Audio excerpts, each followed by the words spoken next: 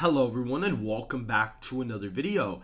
And today we finally got all of the disapproval and approval rating data for Harris state by state, and I'm able to make my first official projection for this matchup in 2024. Make sure to hit the like button and subscribe to the channel if you want more content just like this. Also, I was able to get a new demographic model in order to use for the model for the 2024 election. And so certain states have different trends now, certain states lean a certain way, and you're going to notice that in this election prediction. Now, clearly Harris is improving in the polling data on the five-way aggregate. She is catching up. Now, there are only 5 polls included, so it's still fairly early, but she is definitely performing better in the aggregate as we get closer and closer to election day. Now, this may be a little bit of a honeymoon phase. We'll see what ends up happening. This is technically, quote unquote, her DNC bump in a way, because yes, they're going to nominate her at the convention, but really her being swapped out for Biden and getting all the delegates is kind of the equivalent to that. So she may have a prolonged boost. And then a lot of pollsters actually have this thing where they don't weigh their polls properly, even though they know their samples like D+10. And so that's why you get these skewed results. While here at On Point Politics and SoCal Research, we actually have Harris losing by 6 points nationally, which, believe it or not, is pretty close to what we actually have nationally in the model. Donald Trump in our model wins the popular vote by 7.6 percentage points in this latest forecast. We even see here, we actually see, in the most accurate, one of the most accurate national pollsters, Rasmussen, they actually have Harris down by 7 points. We have Donald Trump up by 7.6. And, state polls from Emerson College, which is the other most accurate pollster for presidential elections in 2020, has Donald Trump up by 5 points in Arizona, by 2 in Georgia, 1 in Michigan, 2 in Pennsylvania, and tied in Wisconsin. And Emerson and Rasmussen were rated the top national pollsters for the 2024 cycle. So we see in all the swing states, Donald Trump is leading. And in the head-to-head, they just got a result literally just this morning that's pretty close to what I currently have in my election forecast as of right now. And so we are going to be filling in the map here. Now, clearly we see Harris's approval ratings nationwide are a lot worse than Donald Trump, where he's actually approved of in a lot of the deep blue states. In some of these states, he has a negative net approval rating, but Harris tends to have worse approval ratings in some of those states, and that's why he is down, or he's up in some of these states as of right now. What's pretty interesting is I've decided to remove polling from the model entirely, and I go based off my demographic model, the approval difference, and the 2016 and 2020 results, just to prove to you guys that I don't need state polling data in order to predict the election correctly, and that national polls tend to be a better way of doing so for this election, and that approval differences can actually track election results more accurately than any state poll probably could.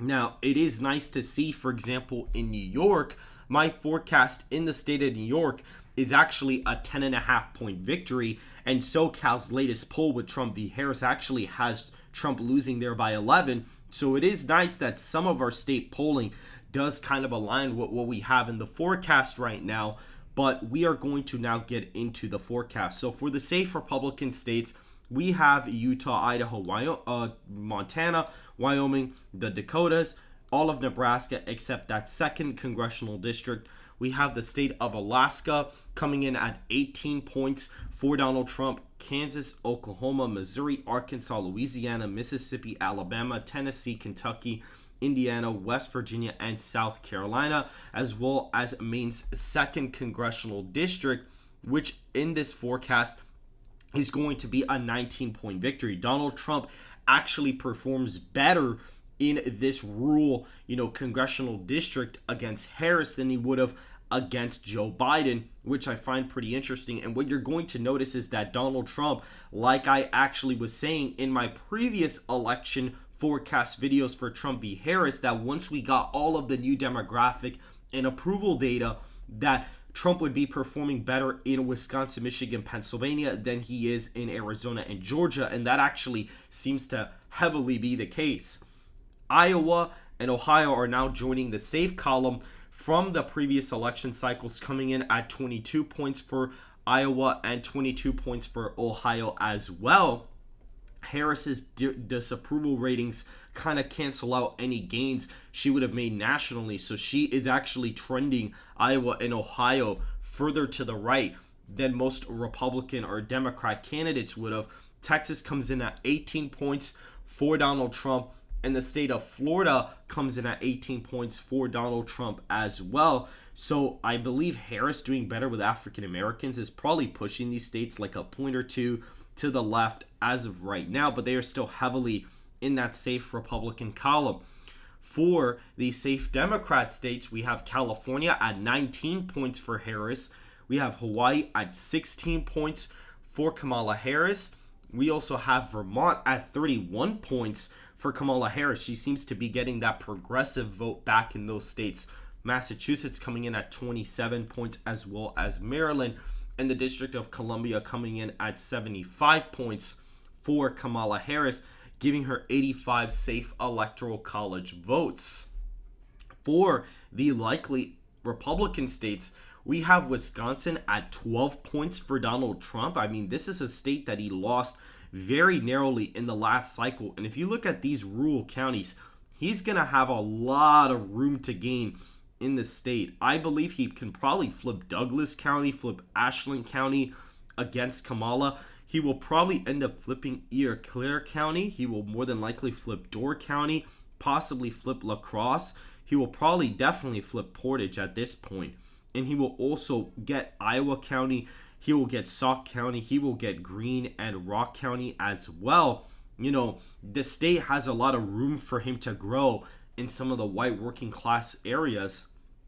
He's barely cracking plus 20 margins in some of these counties.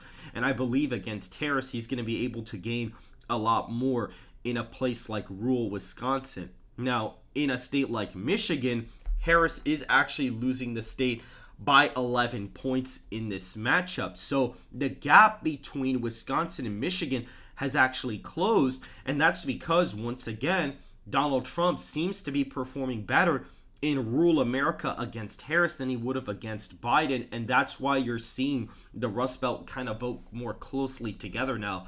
I believe there was a bigger differential between Wisconsin and Michigan against Joe Biden because he was actually performing somewhat better in the rural places in Michigan. But it seems with Kamala Harris, that's not going to be the case at all. And in Pennsylvania, we actually see Kamala Harris is winning the state, or is actually losing the state, by 12.8 percentage points.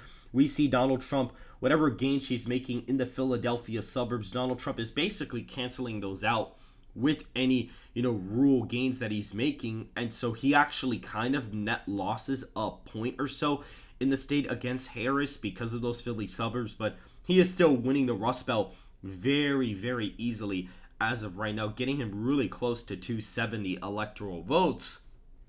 North Carolina will get him over the finish line here, where he actually wins the state by 12 points. So he's actually doing better in Wisconsin, Pennsylvania than he is in North Carolina. And the reason why this is the case, like I said, Donald Trump is going to be performing relatively better in the Rust Belt than he is in the Sun Belt because of those suburbs that have a lot of white resist liberals in North Carolina, Georgia, and Arizona are going to trend to Harris a little bit more than they would have for Joe Biden. And that's what you're starting to see develop.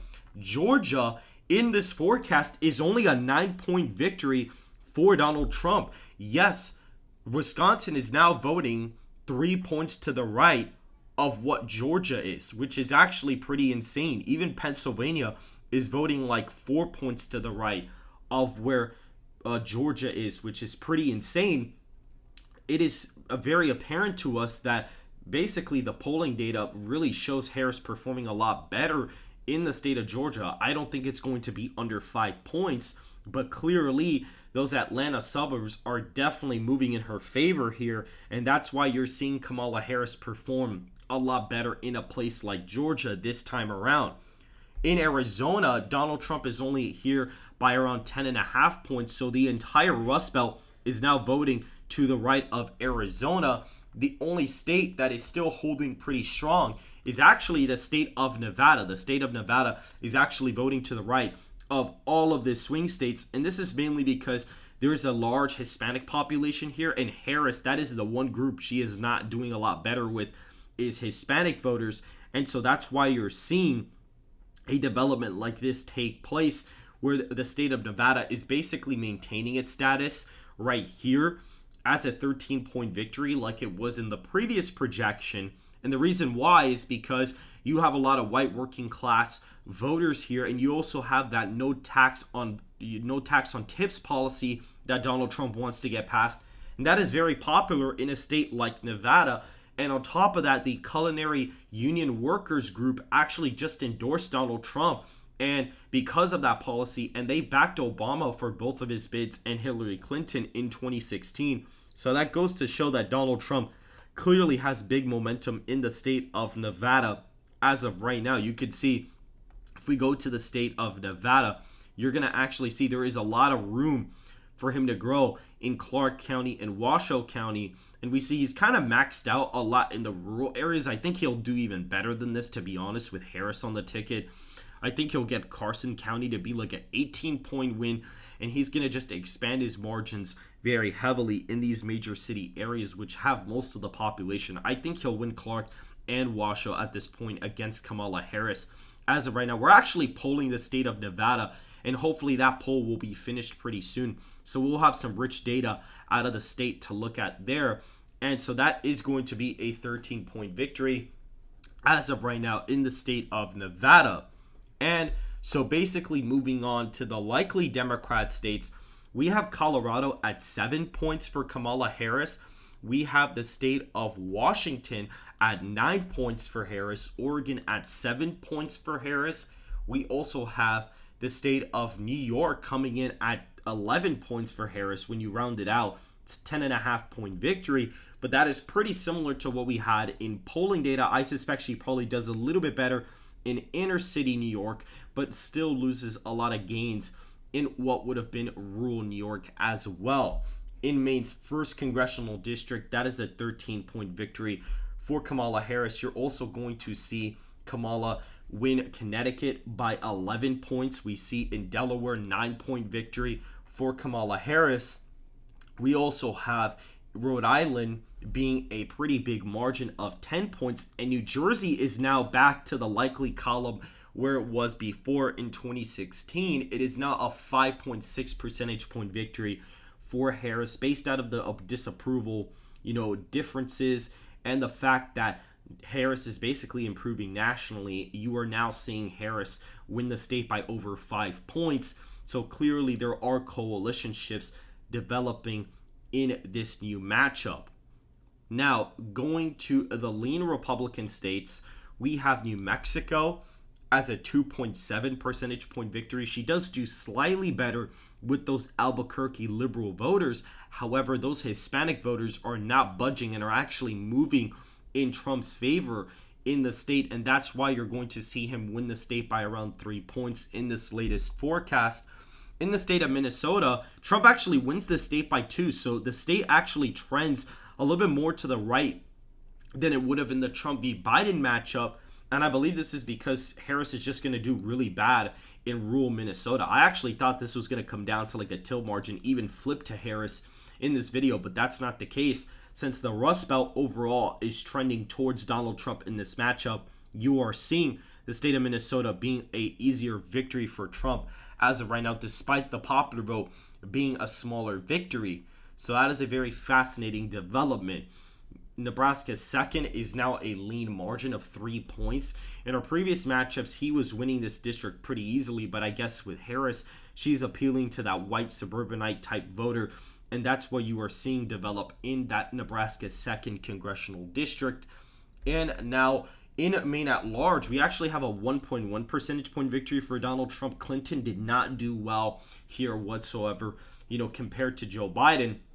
And Harris seems to have a pretty big weakness in the state. Donald Trump actually has a bigger spread of approval against Harris than what he did against Joe Biden. And so that's actually pretty interesting. He actually gained in Maine at large, which is very, very fascinating. Now, for the lean Democrat states, we actually have two of them.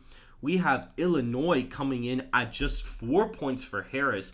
You know, the model has Colorado voting to the left of Illinois by about 3 points, and I was very skeptical about this, but the fact that Harris is going to do worse in the Rust Belt overall, I actually am more confident in this 4-point rating for Illinois. You know, Biden was only leading here by 8 points in October of 2023.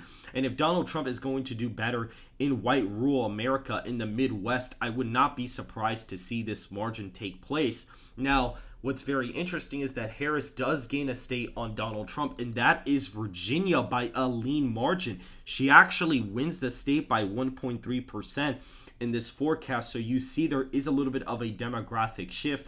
The Sun Belt is a little bit more favorable to Harris than what it would have been against Joe Biden. And so that's why we're seeing Harris kind of pick up Virginia in this latest forecast, where she's winning it by a little bit over a point. I presume that she may be doing better in the Nova region, and also would end up picking off, certain suburban counties in Virginia, which would lead her to win the state by a point. But if she starts doing worse in the national data, she will more than likely lose this state as of right now. But Virginia is trending more to the left this cycle than it previously would have been against Joe Biden. And with the only tilt state on the map, Donald Trump does pick off the state of New Hampshire by 0.6%. So it seems to me that Harris is performing worse in the Northeast and in the Rust Belt, but in the Sun Belt, so he's actually kind of, reversing some of those trends that Trump would have had with African American and Hispanic voters. And so that is the development we are seeing in this latest 2024 shakeup. Make sure to hit the like button and subscribe to the channel if you enjoy content just like this, and I will see you guys in the next video.